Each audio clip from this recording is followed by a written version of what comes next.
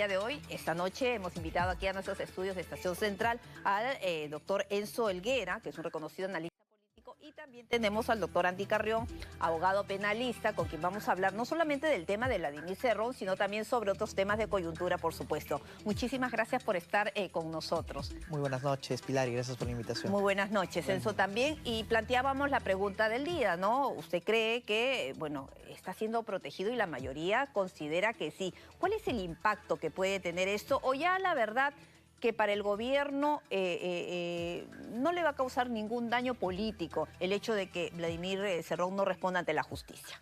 Bueno, empecemos contigo, Enzo. Ante la popularidad, digamos, que es bastante baja que tiene el actual gobierno, no creo que cause mayor daño del que ya el común denominador de la población ha visto que finalmente hay un resultado, que es que no se le ha encontrado, que no hay una captura efectiva y que en evidencia muy probablemente ni siquiera esté en el país, porque finalmente no ha habido ninguna prueba concreta en relación o algún indicio corroborado en los medios de comunicación o como cualquier investigación metódica refiere, que pueda mostrar una credibilidad en relación a que Vladimir Cerrón esté o no en nuestro país, ¿no? Entonces, ante ello, la población ya está muy, digamos, incrédula en relación a ello, y más aún cuando también vemos de que Vladimir Cerrón, si bien es cierto, es famoso,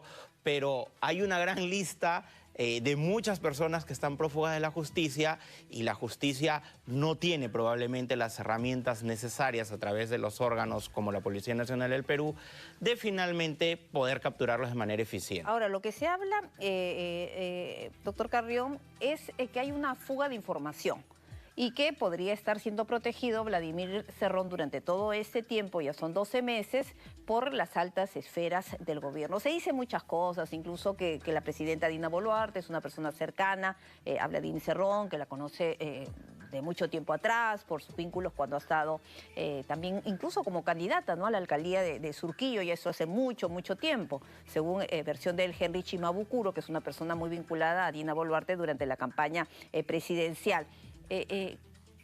¿Cuál podría ser el tema legal? ¿Qué le podría pasar si es que se descubre justamente ese tema?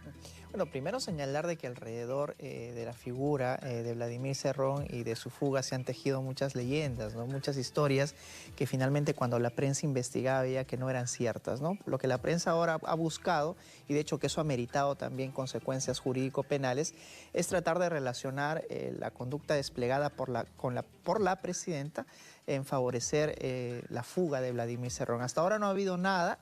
Sin embargo, sí habían identificado pues el vehículo presidencial así denominado cofre en el sur de Lima, y una información adicional de que él justo por esas épocas se encontraría en esa localidad.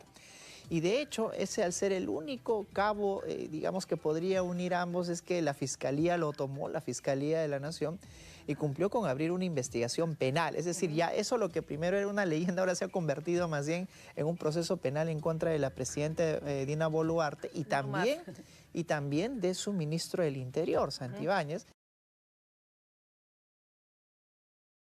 Y ahora los están investigando por el delito de encubrimiento, es decir, ellos habrían promovido sustraer a Vladimir Cerrón de la persecución pública.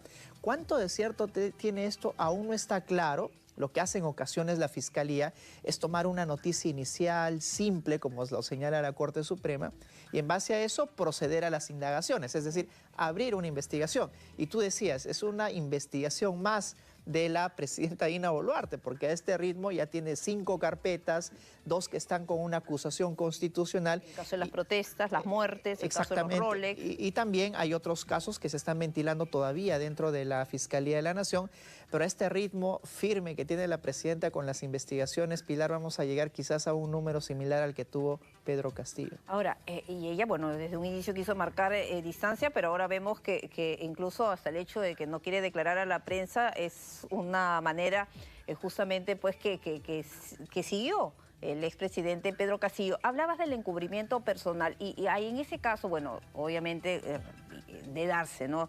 la confirmación por parte de las investigaciones, ¿cuáles serían las penas? La pena puede ir desde los 4 hasta los 6 años. Y si es agravada, es decir, si es un funcionario público que tiene a su cargo la custodia precisamente de estas personas, puede llegar hasta los 8 años. En este caso, podríamos estar hablando de 4 a 6. Sin embargo, digamos, dentro de la hipótesis incriminatoria inicial de la Fiscalía, porque es evidente que faltan muchos actos de investigación, el cruce de información. Es más, uno de los generales de la policía ha salido a declarar de que en rigor el cofre no se encontraba durante esas épocas y que Vladimir Cerrón tampoco estaba en el sur. Entonces, yo creo que hay mucho por investigar. Sin embargo, es el único dato concreto que se tiene al día de hoy de esta relación entre Dina Boluarte y Vladimir Cerrón. Ahora, a nivel político, justamente, ¿no? Se sabe que Vladimir Cerrón era una persona muy cercana justamente a la presidenta Dina Boluarte.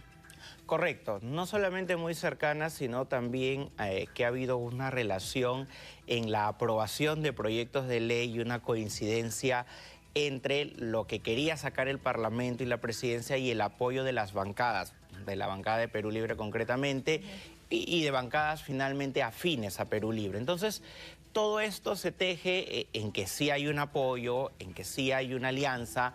El ruido político que debería tener la bancada de Perú Libre, por ejemplo, en relación a la presidenta, que digamos no se retiró del poder junto a Pedro Castillo, como había dicho que anteriormente que por lealtad lo iba a hacer, evidentemente cuestionaría cualquier cruce político, porque evidentemente ya para ellos, a juicio de ellos, se había aprovechado de este problema que tuvo Pedro Castillo, que finalmente fue recluido, ¿no? Y además el tema del manejo de los recursos, ¿no?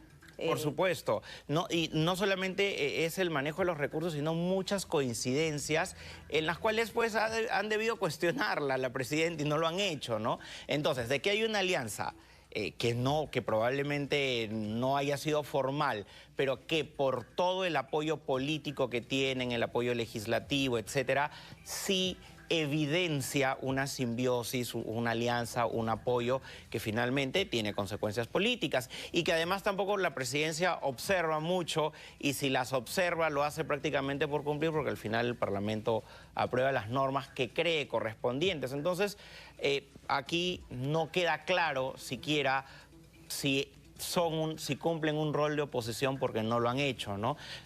Ahora, doctor Carrión, y yo me ponía a pensar, porque hay quienes señalan que a quien no le convendría que aparezca Vladimir Cerrón es a la propia presidenta Dina Boluarte, porque tienen investigaciones, ella o él podría decir mucho con el tema del manejo de los recursos cuando estuvieron juntos, a nivel durante también toda la campaña, claro, donde se manejaron recursos importantes. Sí, pero debemos de recordar también, Pilar, de que justamente por esa época de las campañas, digamos, los financiamientos al partido y también al propio proceso electoral, existen hoy día sendas investigaciones en contra de la presidenta de la República. Decíamos de que ella tenía cinco carpetas, pero eso es solo en la Fiscalía de la Nación.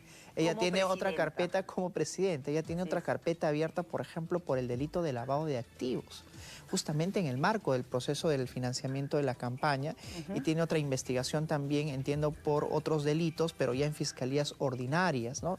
Incluido, por ejemplo, el hecho de haber sido presidenta o miembro del Club Apurímac, ¿verdad?, cuando ella ya ejercía un puesto público. Entonces, yo entiendo de que, digamos, una de las hipótesis que se maneja es de que la presidenta no tendría mucho interés en promover la búsqueda y captura de Vladimir Cerrón por la ingente información que él manejaría.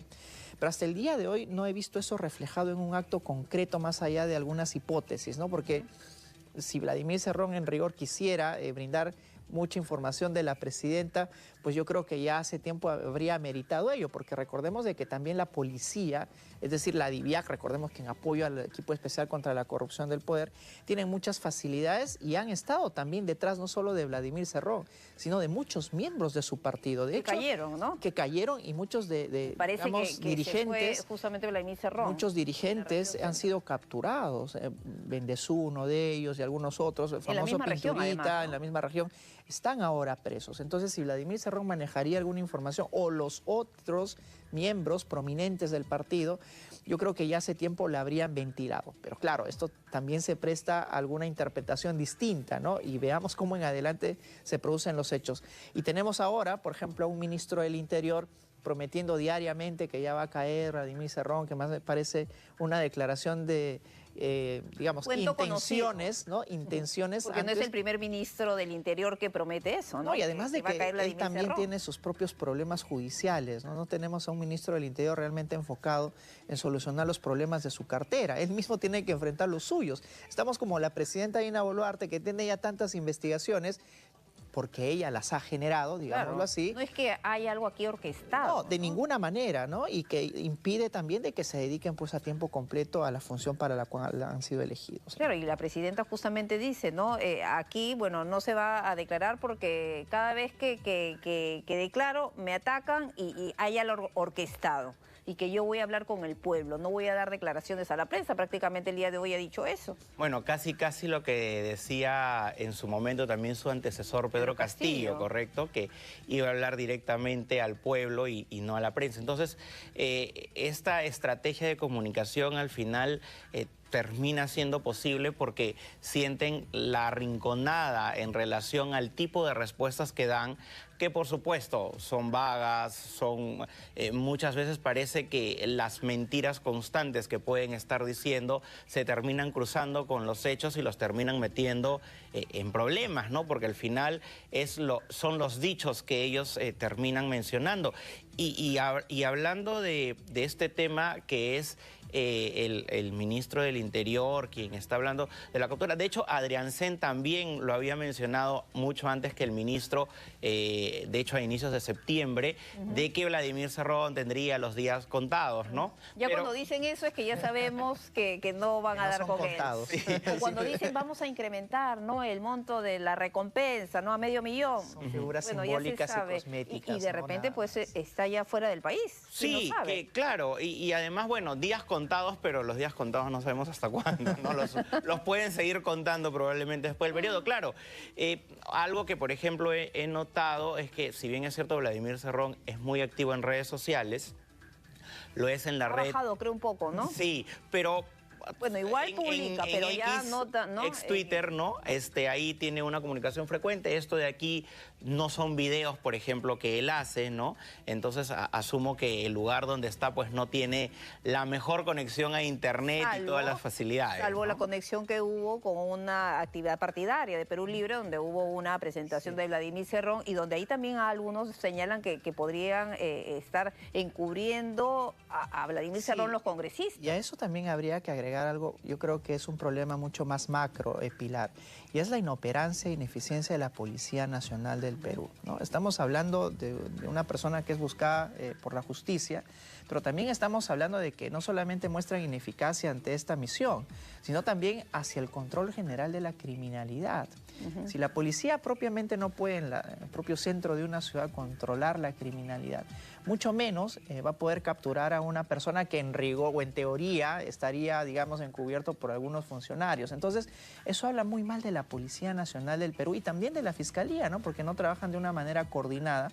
Y eso es lo que se pide, porque así como hablamos de que no se ubica Vladimir Cerrón, deberíamos también de hablar que toda la inoperancia policial se muestra en el incremento inusitado de los índices de criminalidad. Como se está dando ahora, ¿no? A pesar del estado de emergencia. Por supuesto, ¿no? Y que algunos piensan pues que solamente con normas podría solucionarse todo el problema. Ahora, y sobre normas, ¿no? El día de hoy ya se está debatiendo en el Pleno del Congreso el tema de terrorismo urbano, que ya va a cambiar de nombre, ¿no? Ya no se va a llamar terrorismo urbano y bueno, ya hay todo un debate, ¿no? Todo un debate porque eso seguramente se va a postergar todavía muchas horas más. Sí, en efecto, este tema finalmente no importa cómo lo llamen, sino lo eficiente que es y que no haya una contradicción con las medidas que en el ámbito legal les quieren aplicar y que no en todos los casos las incrementaría, sino en algunos casos específicos los ayudaría porque les disminuiría la pena por otro tipo de delitos. ¿Pero sí generaría un impacto positivo en la población?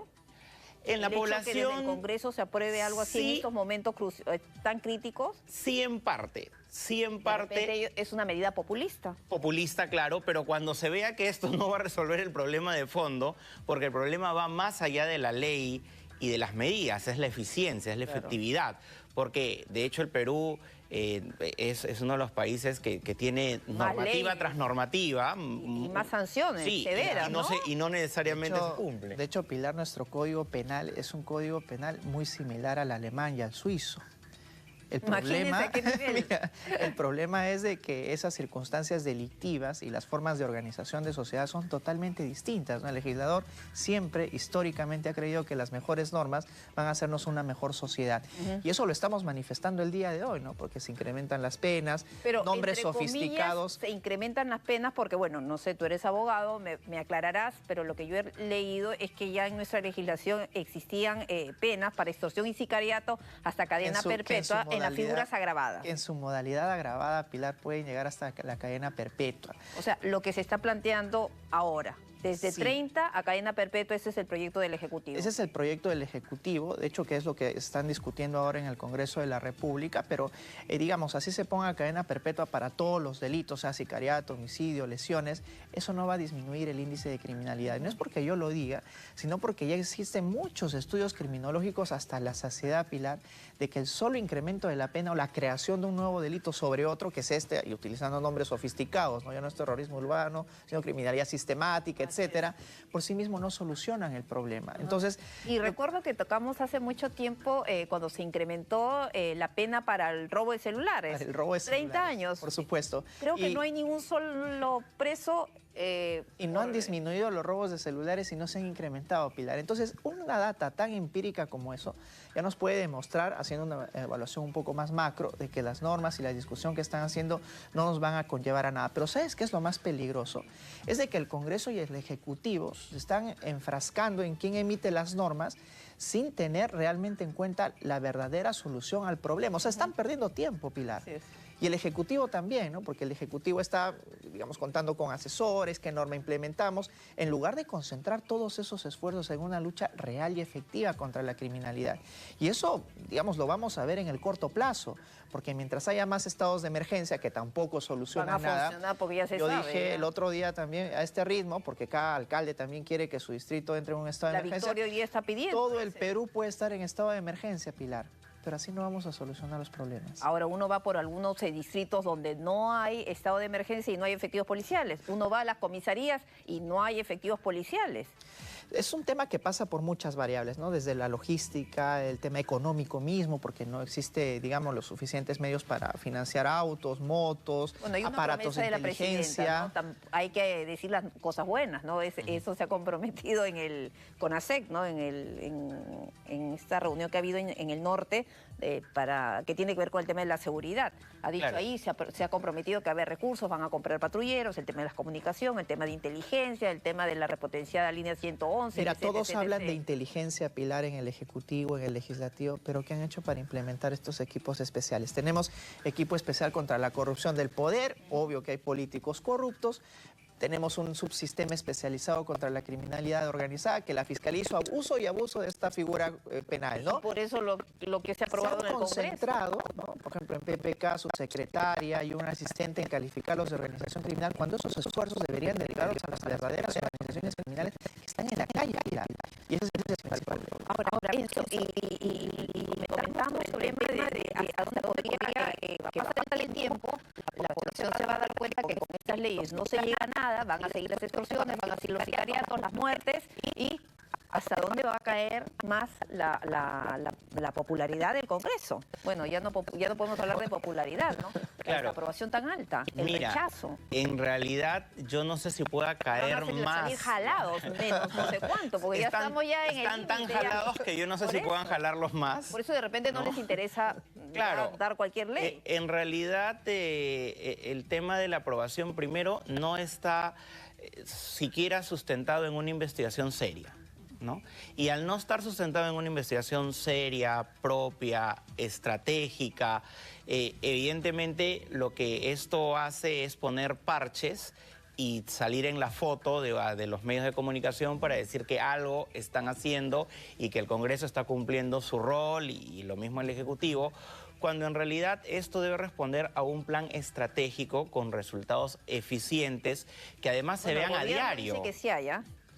El gobierno dice como que el hay plan un plan Boluarte, por ejemplo, Ellos han recordarás dicho, tú. ¿no? Sí, No hay plan no, Boluarte. pero luego dijeron que no había. Sí hay un plan para enfrentar la criminalidad. Claro, bueno, Sabemos que- mira, en Y el realidad... ministro lo ha reiterado también, ayer, Mira, ¿no? Que estaba en pleno. en realidad a quien se le ha visto haciendo más operativos ha sido el ministro del Interior, ¿no? Para, digamos, enfocar que sí ha estado haciendo algo positivo, Pero ese es un pero plan, no yo es lo digo, suficiente. Lo del amanecer seguro, Claro. retorno seguro, que está Son muy bien, acciones ¿no? puntuales, Pero forma parte de un plan, de pero una no se ve política. que hay algo más macro, no se ve que hay una política de seguridad ciudadana, y entonces allí es en donde ni siquiera pasa por un cambio de ministros, porque se cambian ministros aquí cada 3 meses y esto en realidad no es la solución.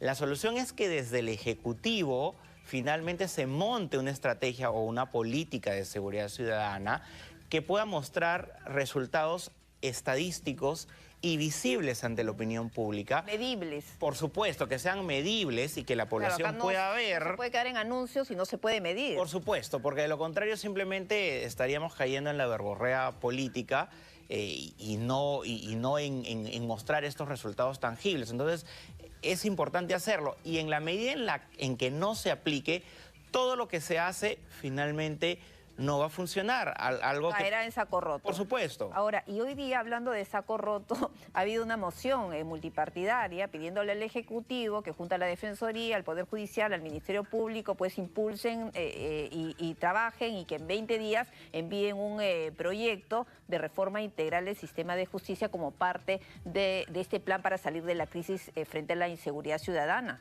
¿Son más palabras? Es que son simples mociones al final, no pueden convertir en una ley requerimientos como estos, ¿no? Ahora, yo he discutido en días pasados, por ejemplo, cuál es la real solución. No existe en rigor una varita mágica que pueda ya tocar la solución de manera inmediata.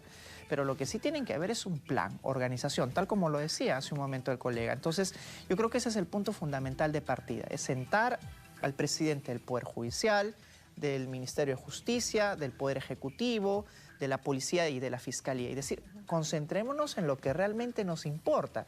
Y te digo algo, aquí también están fallando los fiscales. Te decía hace un momento, están concentrados en calificar todo de organización criminal y las verdaderas organizaciones criminales campeando.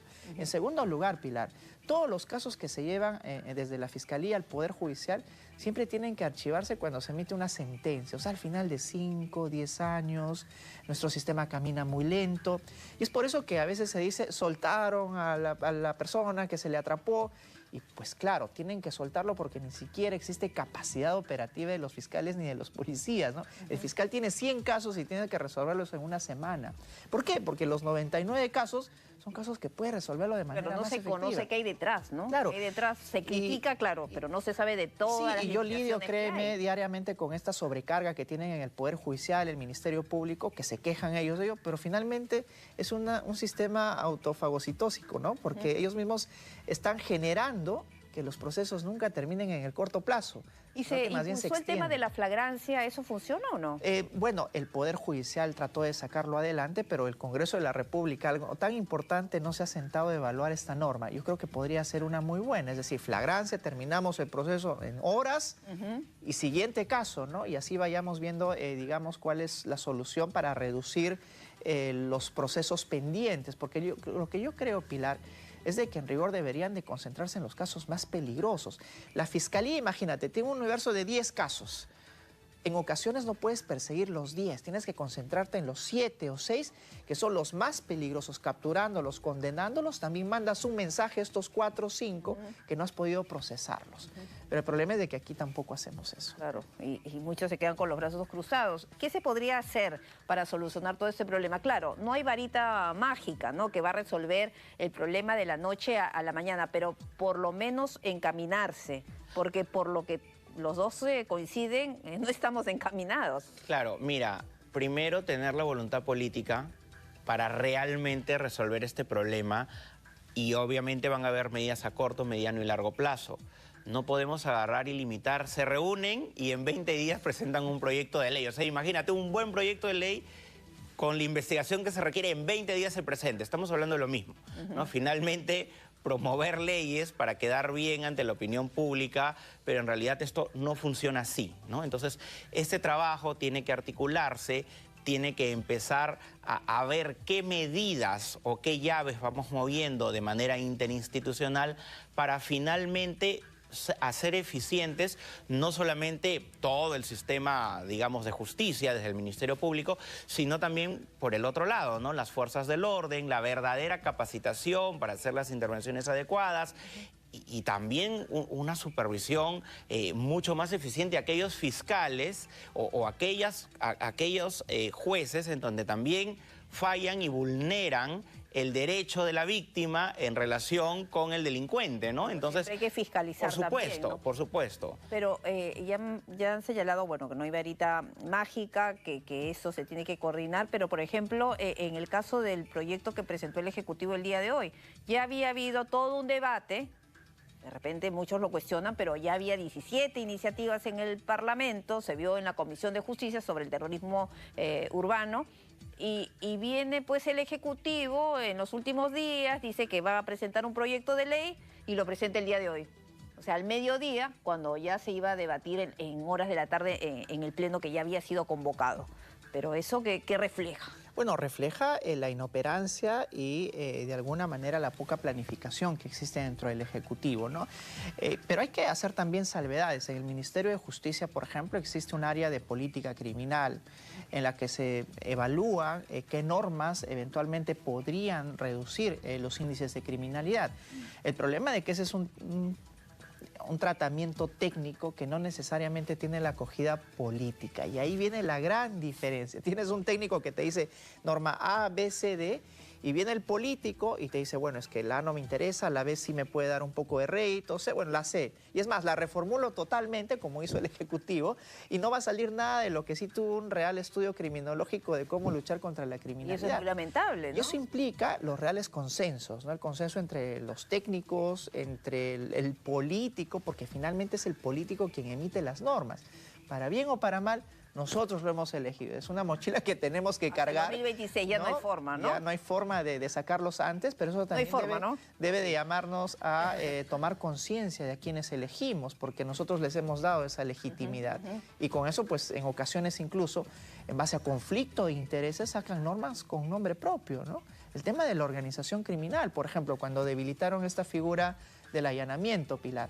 Y claro, uno dice, pero es que hay casi medio Congreso investigado por organización criminal y es evidente. No dudaron y creo que al día siguiente, a través de su defensa, se trataron de acoger, ¿no? A las prescripciones, por ejemplo, a la así conocida ley Soto, ¿no? Ajá. La aprobaron un día, se publicó, estuvo vigente. Y a propósito de eso, ¿verdad? Hay un caso, ¿no? Del hospital de este tipo, justamente de Vladimir Cerrón, y eso se va a ver ya en los próximos días y la defensa se va a tener que ver ese caso, el juez. Entiendo de que es el hospital Iracaqui, ese tipo, ¿no? En el que está acusado por el delito de colusión. Sí. Pero aquí también eventualmente deberían de operar los plazos prescriptorios. El problema es de que está, querramos o no, la ley Soto de por medio. Y no es que Soto sea el único que lo ha... Es una interpretación auténtica, ¿no? No es el único, no es Soto el único el que la haya promulgado ni votado. O sea, pero fue creo que el primero que se acogió. Sí, claramente uno de los beneficiarios. Es por eso que se llama ley Soto, ¿no? Al día siguiente corrió al Poder Judicial para que... Dijo que no, pero dijo, bueno, después dijo, bueno, me recomendaron mis abogados. Claro. Yo decido, mi abogado sí. Y a eso me refiero con conflicto de intereses, ¿no? Porque al parecer están legislando para sí mismos y no para la población, ¿no? Que es lo que todos los días gritan a los cuatro vientos, que lo hacen por la población. Este caso, por ejemplo, del cual tú estás mencionando, ya va a pasar, está acusado por el delito de colusión, no solo él, sino también otras personas, que eventualmente podrían prescribir, ¿no? En atención a que no habría habido, digamos, un daño ocasionado al Estado, etcétera. Eso ya se discutirá, será el juez de investigación preparatoria quien evalúe si esto va a juicio o no, pero ya existe una acusación de por medio.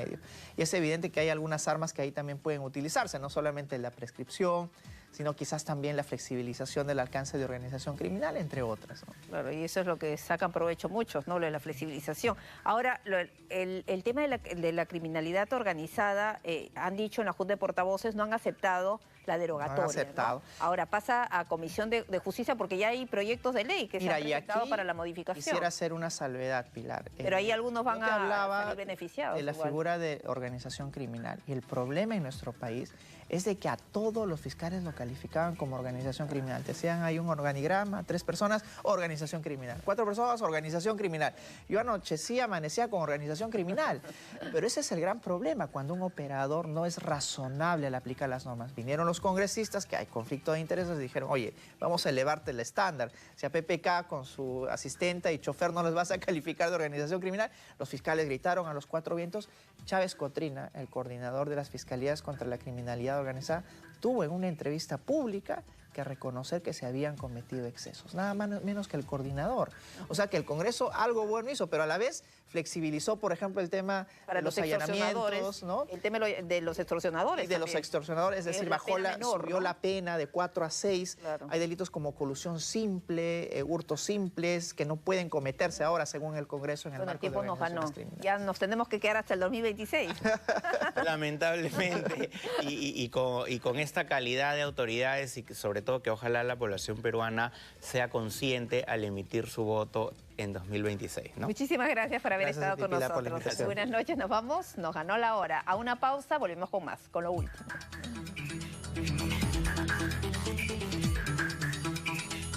Ganar.